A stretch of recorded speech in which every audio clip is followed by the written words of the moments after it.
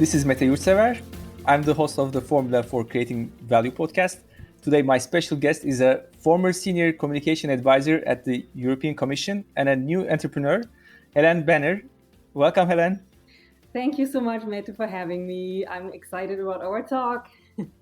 Yes, me too. So let me introduce you to our audience briefly. Helene graduated from the London School of Economics, Sciences Po Lille, and the University of Münster. And she spent a decade at the heart of European politics. Among many senior roles, she was a speechwriter to European Commission President Jean-Claude Juncker and a member of the transition team of President Ursula von der Leyen in 2019.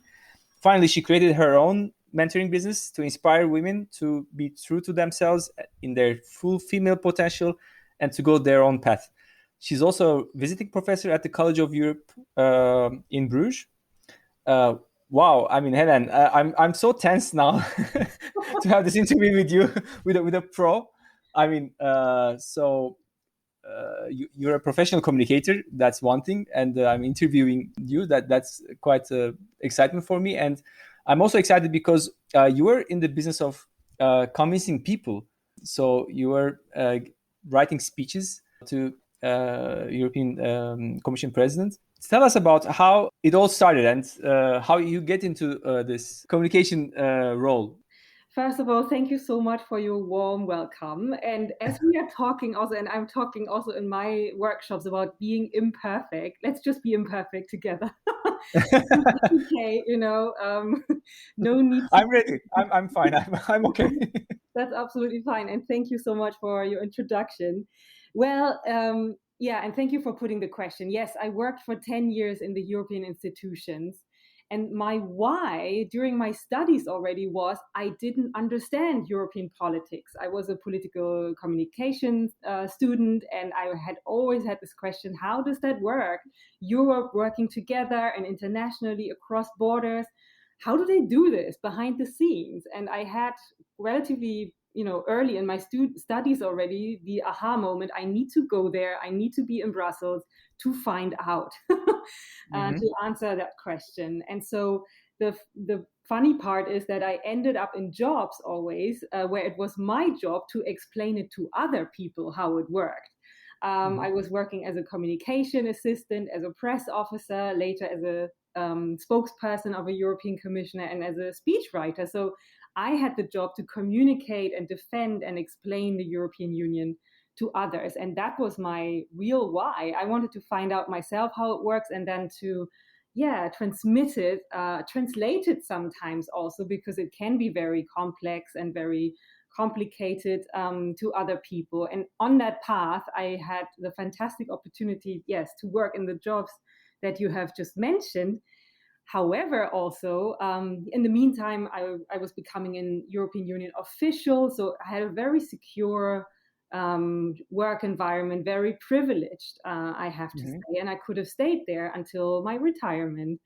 However, I was in the room, and yes, what a privilege, when Ursula von der Leyen, the now president of the European Commission, was elected the first woman president of the European Commission in history. And I had the privilege of being on her team, advising her and co-authoring her speech as well that she held on that day in July 2019.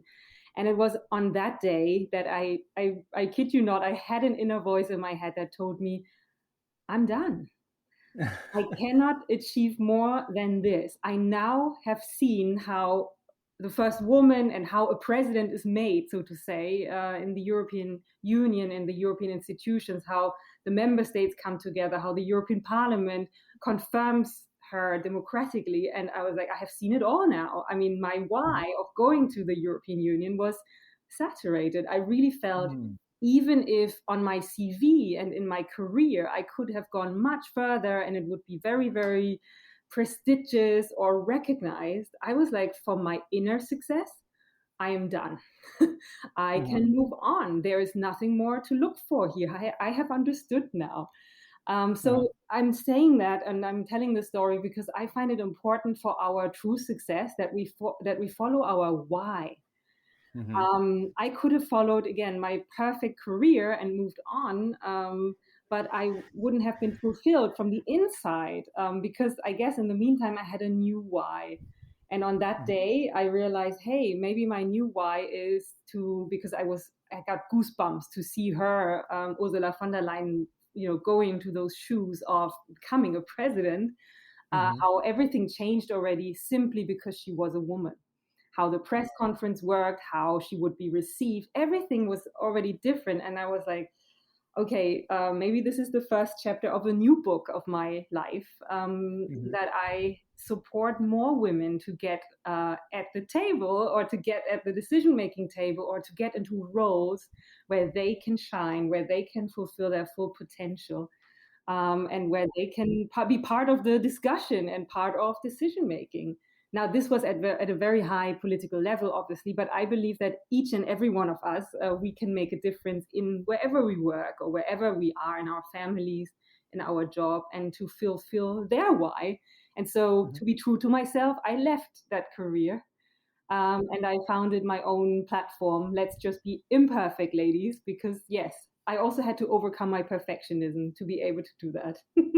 Yeah, that's actually my question would be. I mean, what is bad about being a perfectionist? I mean, let me ask a controversial question. If you wouldn't be a perfectionist, you wouldn't maybe climb up the stairs so much and so quick, so high, and you wouldn't be able to wake up either. So how probably it helped you in some way, but not on the other in other Yeah. ways. I mean, to be absolutely honest with you, of course, I am still a perfectionist myself. And that is, I guess, in many of us, always there. But I also learned, and that was happening during my 10 years, being a very young woman in these senior roles, I could also see how my perfectionism was hindering me, was holding me back, and was making me Hmm. very exhausted. Hmm. Because when you always have to try harder than others, and when you always have to jump over the bar higher so that you get recognized or that you get even taken seriously. I mean, I now talk also because, yes, I was also a young woman at 29 years old or 39 years old in very senior political decision making circles, where my counterparts at the negotiation table were double my age and looked, yes, also down at me. So my perfectionism, you're absolutely right, has helped me to get there.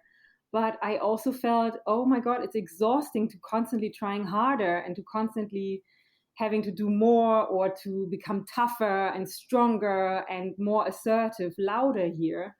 Hmm. I realized, and unfortunately, I only realized that after a burnout, but it was also a savior for me, that if I'm just me now, if I'm just authentic and I dare to be imperfect, the way I dress, the way I talk, the way I am, even in these very important job environments, I guess nobody can touch me then. I guess that was the key to my confidence in reality, to my confidence as a woman, and to my confidence in pursuing my true path, not only Hmm. adapting and fitting into work environments, or also power environments where there are established work cultures and established unwritten rules of success.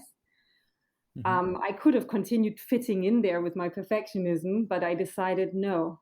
If I'm just myself, if I dare to be imperfect, sometimes emotional, sometimes just me, I realized this is when I can also roll out my full female potential. Because let's be honest, these were also very male dominated work environments. And by that, I don't only mean only men, also women can have very masculine power energies there. And I don't Hmm. blame anybody here, not at all. But I could just feel, oh, is it possible that nothing's wrong with me, but that this work environment is simply not very open or welcoming to people who are just a bit different, for example, who are younger or who have a different gender or who look Hmm. different, right? So I have to say, my imperfection or my quest for imperfection was helping me go my path, and was giving Hmm. me a whole lot of confidence to be a woman and the woman I want to be, and to be the woman who I'm just am now. Hmm. So you say you used to be a Ms. Perfectionist, and but you're on your journey to become a Ms. Authentic. So Yes. I think maybe authentic sounds better than imperfection in a way. Yes, but I feel authentic is also a word that comes from our head, and I feel when somebody Uh, says, "Oh, you can just be imperfect," I feel like my shoulders are already coming down. I'm like, "Oh, it's a relief. Okay, yeah, relief. Yeah, is that really okay that I can be imperfect?" Yes, yeah. and that helps.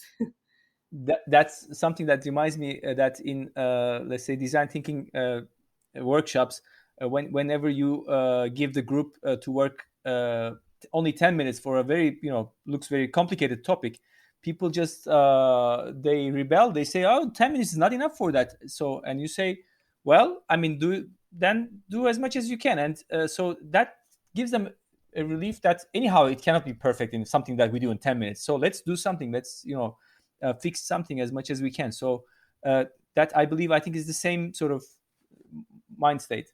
Yeah, I love what you're saying because it means when we dare and when we give each other also the permission that you don't have to play a role here. You can take off your professional mask and leave it, at home. You can just be you. I feel that we're all more productive. We can be more in our energy. We can contribute better because we don't have to constantly check, okay, what are they thinking? Is that enough? Is that right? We are more free. And as a creative person, I can only say that I can be so much more creative when I can just be me. And I realize when I give others the permission that they can also just be them, we will all together be more productive and do something that is closer to our heart and to our potential, and we will also be ready to work more potentially than we would have Mhm. to. So Mhm. I'm really also on this quest of how about we also, yeah, and I know you're working on that as well, we change work Mhm. cultures, Mhm. because in so many work cultures, we have to play a role in order to be recognized, in order to make it, in order to be someone. And I just feel we're all playing a role because everyone is playing a role. What if we do the opposite and we all just say we can drop it all? And yeah, how about what would you like? Yeah. That would also make us more productive and perhaps also create better results, better values. Unfortunately, yes. My also experience from my career that is that whenever there is a female leader, a successful female leader, she's been always praised for her masculine values. Mm. I mean, like people are just sort of appreciating her because she could leave out her female, let's say, part and become a. So that's even a bigger success than for a man than because she managed both difficulties at once, sort of, Yes. which And is when you say masculine values, can I ask you what exactly has been praised for? yeah. I think that to be tough, to be sort of handling stress, kind of things. I mean, these are like very stereotype things. I mean, you asked me Mhm. this question. I'm not answering you as meta as, but what I believe is the feeling there. Although I'm sure I do have stereotypes. I cannot claim that I'm free of those things. Yeah. Yeah, me neither. We all have that bias. And I have to say, I mean, I myself, when I now look back at me being at 30 years old, a manager already of a team and representing the European Commission to the outside world, of course, I tell that myself. I was part of that system. I was also hard on other people from time to time. Hmm. And today I see that as, oh, I wasn't really true to myself. I was trying very hard to play along and be tougher, more competitive. And I sometimes even went to trainings myself, so called women empowerment trainings, even sometimes, where they try to tell me and teach me how to become even more Teflon style, i.e., Yeah. unemotional, be a leader, assertive, and I realized more and more, I mean, fair enough, but is it possible that you try to train me how to survive in a more masculine work environment? And when I say masculine and feminine, I absolutely recognize that we can all have these different values and Yeah. characteristics. I would just assume, I would just say that in the work environment that I have got to know, the masculine qualities were rewarded more. So when you are a Hmm. risk taker, when you are competitive, when you want to be a leader, or when you are louder, it is, you just get more credit for that than if you are empathetic, if you look for more Hmm. collaboration, if you look for Hmm. win-win. Yeah. And if you are resilient or a problem solver, which women are often naturally or have, their feminine power better at. And what I just look for today is, can we find a balance? Because both Yeah. are fantastic leadership qualities. Yeah. And Yeah. when we have mixed teams and when we have both at the table, the results will be so much better, and we can only become better mutually and learn from one another. And Yeah. I would even claim that many men could thrive more because, Mhm. I mean, tell me more about your experience, but I have spoken to many men who also say, actually, I don't like this kind of alpha power culture. I'm Yeah. only part of that because you have to. Exactly. But I would also like to be a bit more, authentic, emotional, empathetic, or take more time off or go part time. But it's simply not rewarded for a man to be that. And I'm Mhm. like, okay, if there's more diversity in, not only boards but everywhere in work groups and colleagues, among Mhm. colleagues, then all of these things will open up more to anybody, right? Yeah. Well, definitely, I strongly believe that the work culture is evolved in a very wrong way. I mean, we just didn't need to make these things, these alpha things, so dominant. I mean, and I think everybody now realizes that. I mean, empathy is the beginning of solving problem. I mean, you just have to first define the problem in order to think about a solution. We always have this like the solution is always ready with most of the businesses. I mean, they know the solution. Solution is either promotion, solution is either, I don't know, distribution or whatever. So it's just not like I mean, everyone acts automatically, and they just don't. People don't want to stop and think creatively on issues. So they have always something that always worked, whatever. And there's this saying, if you have a hammer, you see everything like a nail. So people just having this, all these males having these hammers, and they are trying to pound on everything. Yes, and I think this work culture has come about. I mean, I can only say it from politics and my political background. Is well, if I look at how politics has looked in the European context 50 years ago, men were, around the decision-making table, ministers, heads of state, were all men, and the women in the room were the ones serving the coffee or taking notes, the secretaries. And I realized, oh, I am now one of the women who comes here and who has decision making power, which is new if you look at how quickly it has evolved. If you just think that in the last zillion years, it has always been men in these more, let's say, power decision making positions in our society. But I'm coming in as a woman. I now have more stuff to say in my company or in my organization. However, the work culture is still relatively similar to 50 years ago in some formats.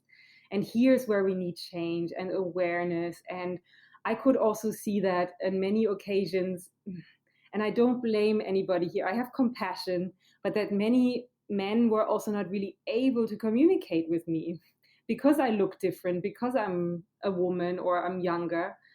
So we need to learn to listen more and to realize we cannot just push women or anybody else who has not been part of that culture before into this culture, but openness, transparency, as the examples you've mentioned, openness to different forms of working together and collaboration is so important. And what I sometimes hear in politics is just, yeah, we need a women quota or we need a diversity team, and then Mm, that's it. And mm, I'm like, sorry, not good enough. Because mm, yes, we have more and more women in these, decision making positions, but we're leaving it on their shoulders to change the work culture there. Let's be honest. The reason why many women often don't apply for these posts, sometimes we say, oh, not enough women had the courage to apply. We need a quota. Yes, but guess why many women are not, not, there's no incentive for many women to apply because the work conditions and the atmosphere, the work culture is just not very attractive for many women. I can say that from my experience. If it is 24/7 availability, if you want to have a family or any other part of your private life, but also often deals that are not made in a transparent way, but over the glass of whiskey later on, and so on. So there are many things in terms of unwritten work culture that needs to change, not only the seats at the table in boards, for example, when we say, oh, we've made it, we have 30% women now. Not enough. We need more. Because we need to support the women or anybody else who's coming in. And we need a learning and listening process to have, again, better results at the end. This is not only about the individuals, this is about the companies or the societies, better values Definitely. and results. Great. So, do you have a checklist of what the companies? I mean, okay, I definitely agree with you. Follow you. The quota is not enough itself. What else? I mean, yeah, it needs the whole mindset change. But can you give us a bit more hints? Yeah. Yes, I mean, I'm a learner here as well. I'm talking to a lot of people because I want to find out as well. But I love the perspective change sometimes, because it is really when we start changing perspective, and rather than thinking, oh, let's just have more women here and then we're done, rather than how can we become more attractive to anybody with a different academic background or no academic background, or anybody from a different social background. What do we need to do to become more attractive? Number one would be, especially if you want to have more women applying, please add to your job ad something like, please consider applying even if you do not tick all the boxes of requirements here. Mm. Because let's be honest, anybody who has already been on a job panel knows that often in the job ads that we are publishing to recruit people, we're often putting 10 different things that we would love the candidate to have. But let's be honest, we cannot expect from anybody having all of these qualities. And it is proven in studies that women only tend to apply when they already tick 100% of all the work criteria. And men tend to apply when they tick 60% roughly, and then they say, Wow. I'm going to go for it.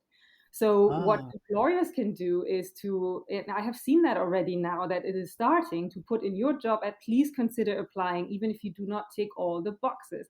That is already something where it's inviting for women, for example, to go for it. That is one thing that Great tip. you can do. Mhm.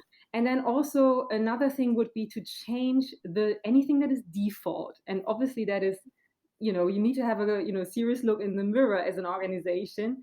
But for example, I find it very inspiring to look at Scandinavia, and all of the different work models that exist also for fathers and families.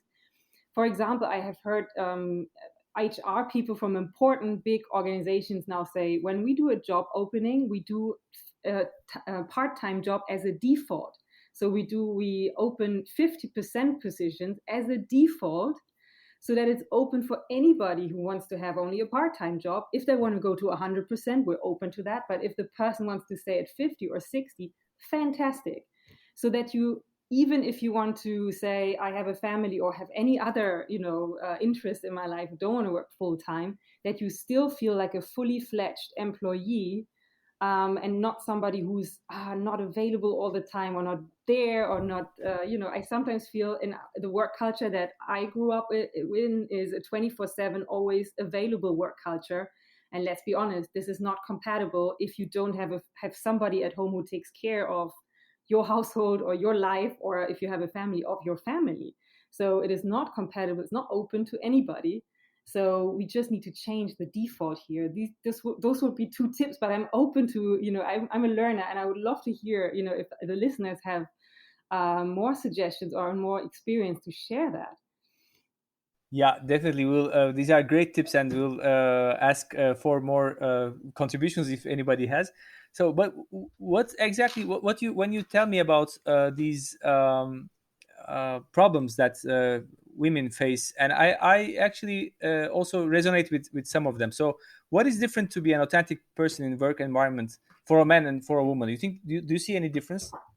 Oh, yes. I think there are, what is the same is that there's pressures and expectations on both.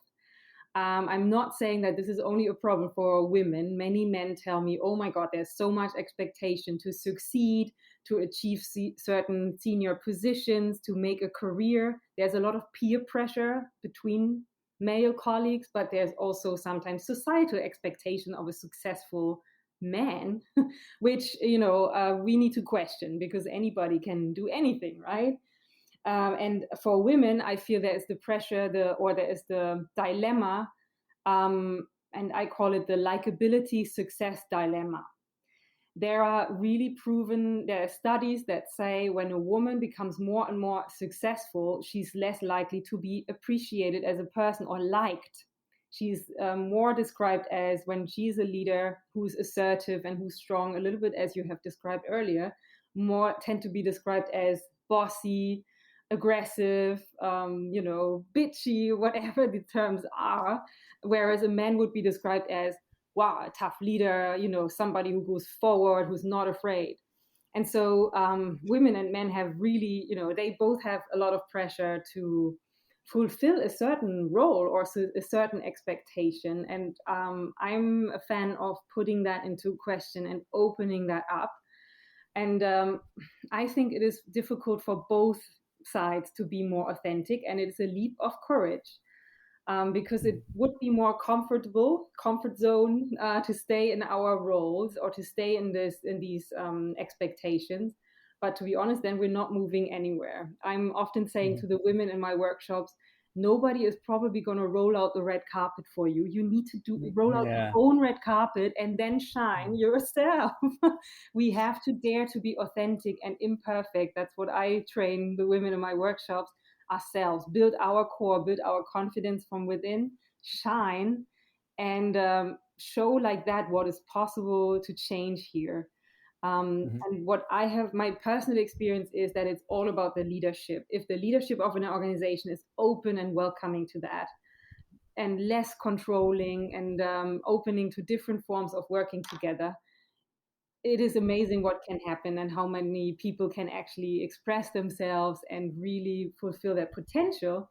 And yeah, so we need to train perhaps the CEOs. I don't know what we can do, but it's definitely a leap of faith. But I sometimes think being emotional, being vulnerable, being authentic is nothing else than just being human, right? Mhm. We all want Definitely. to connect with one another, and being authentic allows us to connect with one another. And I think, especially in these times now, this is something we're craving for. So I absolutely believe that this is also something that economically will be important, that we dare to become more authentic in our work cultures, and to survive as a society, and to come and to stay together as a society. Definitely, I believe this is an opportunity that shouldn't be missed. Definitely, this pandemic uh, showed us many lessons, and there's also like men besides leaders, and not necessarily when you say leaders, they don't have to be men, but there are female leaders. But about men, about peers of women, how they can help women to flourish. You mentioned about ambassadors, right? And how do you see their role in involving more women into life? Yes, I love the term manbassador. These are men who step in for women, or who become mentors, or who are just open for women to thrive, because they have seen, much more becomes possible when women can also shine.